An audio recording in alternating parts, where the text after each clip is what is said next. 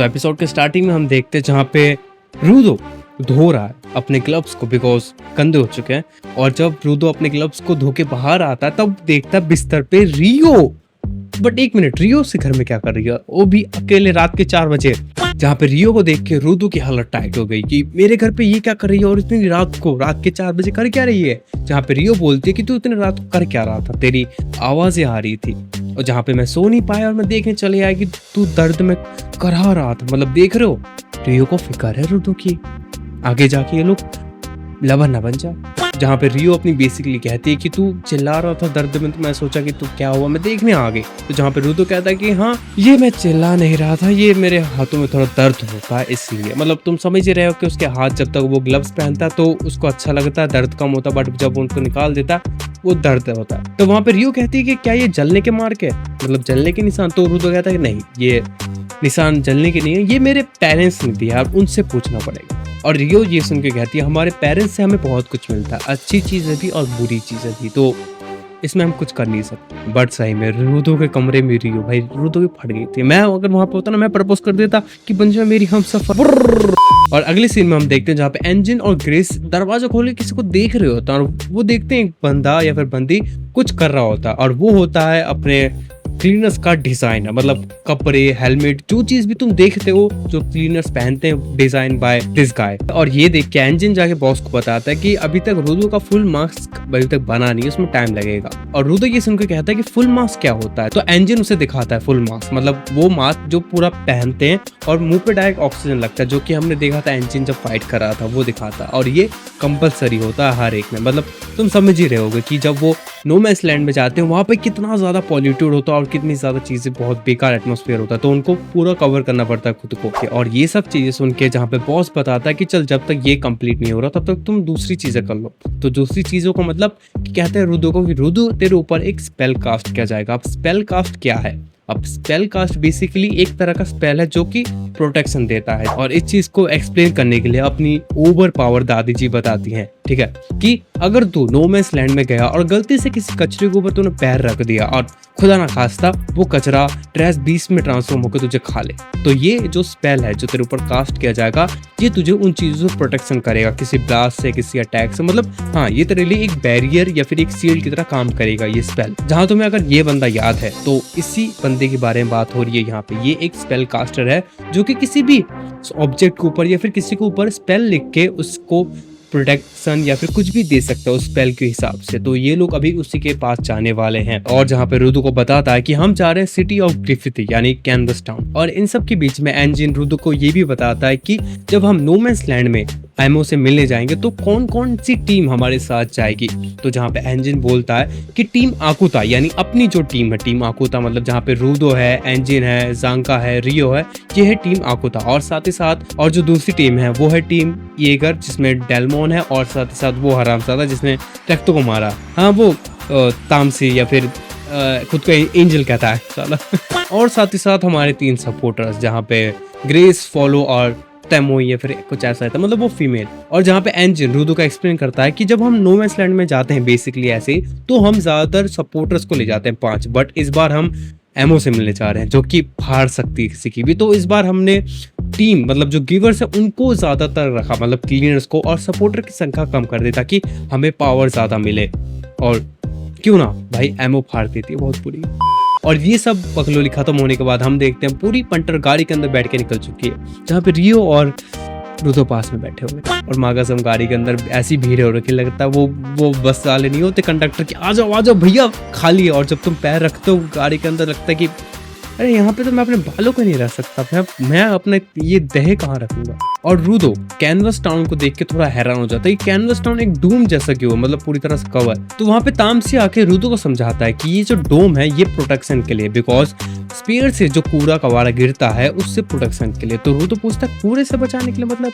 तो वहां पे तामसी बोलता है कूड़े से इसलिए बिकॉज स्पेयर से इतना ज्यादा कूड़ा आता है जिस वजह से कि लोग दब के मर जाते हैं कूड़े के नीचे। और हमने देखा है कि नो मैंस लैंड में कितना ज्यादा कूड़ा है कि कूड़े का पहाड़ है, इसलिए यहाँ के लोग जो है वो डोम बना के रखते हैं ताकि पूरा कवर रहे, अंदर कुछ गिरे ना ऊपर का। बिकॉज जो स्पेयर है, मतलब जो स्पेयर है वो फ्लोट करता है, मतलब वो आगे पीछे होता रहता है। तो क्या बाय चांस कब कौन सी जगह नो मैंस लैंड बन जाए, इसलिए प्रोटेक्ट कर लो, प्रोटेक्शन जरूरी होता है। और अगली सीन में हम देखते हैं जहाँ पे दो बंदे उस सिटी में घुसने की कोशिश कर रहे हैं बट घुस नहीं पा रहे, और उन्हीं के मुंह के सामने से एंजिन और अपनी पूरी टीम घुस जाती है, और वो लोग भी लाइक, और जहाँ पे अंदर घुस के एंजिन रुदो कहता है कि आजा, जब तक तेरे मन में खोट नहीं तो अंदर आ सकता है, मतलब क्या। और अगले सीन में हम देखते हैं जहाँ पे सारे के सारे क्लीनर्स अपने सिटी ऑफ आर्ट में घूम रहे हैं और देख रहे हैं सिटी ऑफ आर्ट की पेंटिंग, जो कि बहुत ही ज्यादा ग्राफिटी टाइप और बहुत ही ज्यादा मॉडर्न है और जिसे देख के अच्छा लग रहा है उन्हें। और इन सब के बीच रुदो बोर होके कहता है कि क्या हम यहाँ पे बस ड्रॉइंग देखने आए हैं? तो वहां पे एंजिन कहता है नहीं, हम यहाँ पे मिलना है उस गिवर से जो कि तेरे ऊपर एक स्पेल कास्ट करेगा। और रुदो पूछता है वो काम कैसे करता है, मतलब क्या है। तो जहाँ पे एंजिन फिर से ब्रेक डाउन करता है, उसे एक एग्जांपल दिखाता है एक दीवार की, देख ये एक दीवार है, ठीक है। और जब वो स्पेल कास्टर यानी वो गिवर अपने फीलिंग्स में, अपने थॉट्स में लाता है कि इसके ऊपर एक मैं ऐसा स्पेल कास्ट करूंगा ताकि इस दीवार के ऊपर कोई भी अटैक हो तो वो नलीफाई हो जाए, तो वो फीलिंग्स अपने माइंड में या फिर थॉट्स में चलाता है और उसके ऊपर कुछ चीजें ड्रॉ कर देता है और वो चीज उसके ऊपर अप्लाई हो जाती है ताकि वो चीज प्रोटेक्टिव हो जाती है, मतलब उसके सामने एक प्रोटेक्टिव लेयर आ जाती है, समझ रहे हो, एक प्रोटेक्शन या फिर आर्मर की तरह हो जाता है। और एक और एग्जांपल देता है कि बाहर जो वो दो चूतिए देखे थे, मतलब नमूने, तो उस गिवर ने यानी उस पेंटर ने बाहर की दीवार पर ऐसा लिखा था कि कोई भी इस सिटी में अगर कोई बुरे मतलब से या फिर कुछ ऐसे उल्टी पुल्टी चीजें करने आए तो वो अंदर ना घुस पाए, और हमने देखा उस चीज का नतीजा। और एंजिन ये सब बोलते बोलते जा ही रहा होता और तभी सामने से एक लड़की के सामने आके टकरा जाता है और अचानक से एंजिन को भी नहीं पता होता है, और जब वो लड़की देखती है वो रोने लगती है और वो रोते हुए भाग जाती है और एंजिन भी लाइक कि वो ठीक है ना। और वहां पीछे से रियो, तूने बच्चे रुला दी, और एंजिन कोई मैंने नहीं रुलाया यार। जहाँ एंजिन रियो को चुप करा रहा होता है कि चुप हो जाए, यहाँ पे ढिंडोरा मत पीट, उन्हीं के बीच में एक बंदा आ जाता है और उन्हें देख के कहता है कि तुम लोग आ गए। तो एंजिन कहता है कि हाँ मिस्टर मेयर हम आ चुके हैं। जहाँ पे एंजिन कहता है कि हम यहाँ पे गॉब या फिर गॉब से कुछ स्पेल्स लेने आए। वो बंदा कहता है कि वो मर चुका है और वो आज सुबह ही मर चुका है। और अगले सीन में हम देखते हैं जहाँ पे उसकी डेड बॉडी रखी हुई होती है।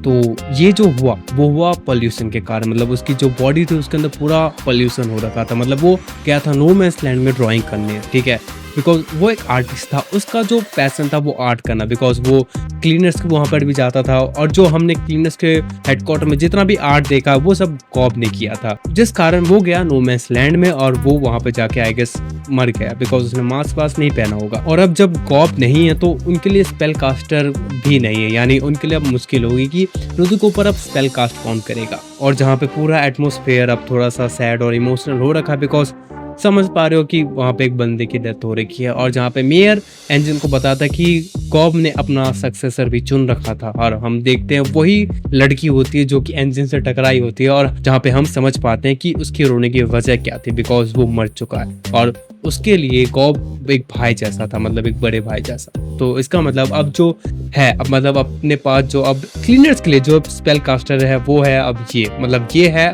तो है वरना और कोई नहीं है। और दूसरे पल हम देखते हैं जहाँ पे एंजिन मेयर को बताता है कि अब जो होना था हो गया, अब क्या कर सकते हैं, अब हम भी चलते हैं। और एंजिन मैरिलिन या फिर कुछ ऐसा ही था उसका नाम, उसे कहता है कि हम तेरे से मिलने आएंगे, अपना ध्यान रखना। बट तभी उन सबको हैरान करते हुए वो उठ के कहती कि नहीं और नहीं, मैं और नहीं सह सकती ये।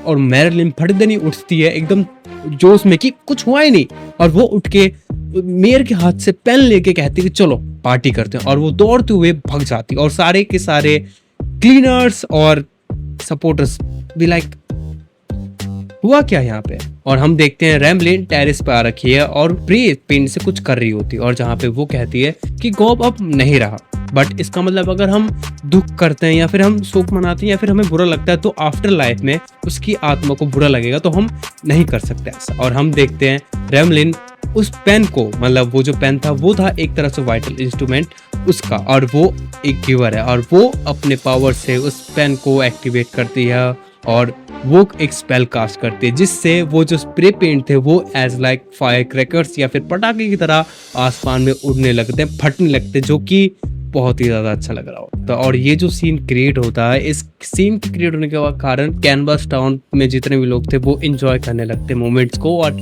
खुशी फैल जाती है वहाँ पे। जहाँ पे अपना मेयर भी कहता है एंजिन को कि सॉरी, मुझे लगता नहीं कि कुछ टाइम तक तुझे तेरा स्पेल मिलेगा। जहाँ पे एंजिन भी कहता है चलो कोई ना, मुझे पता था जहाँ पे कैनवस टाउन खुशियों का शहर है और आज़ादी का शहर है। और हम रूदो को देखते हैं जहाँ पे रूदो उन पटाखों के अंदर खो चुका, मतलब उन फायर क्रैकर्स के अंदर, और जहाँ पे रूदो फ्लैशबैक में रेक्टो को देखता है कि वो रेक्टो के साथ खड़ा है और रेक्टो के साथ वो टाइम स्पेंड कर रहा है, जो कि अच्छा लगा मुझे देख के कि हाँ, रूदो के लिए एकमात्र रेक्टो ही था उसका पूरा फैमिली जो कि उससे छीन लिया गया। तो समझ में आता है यहाँ पे।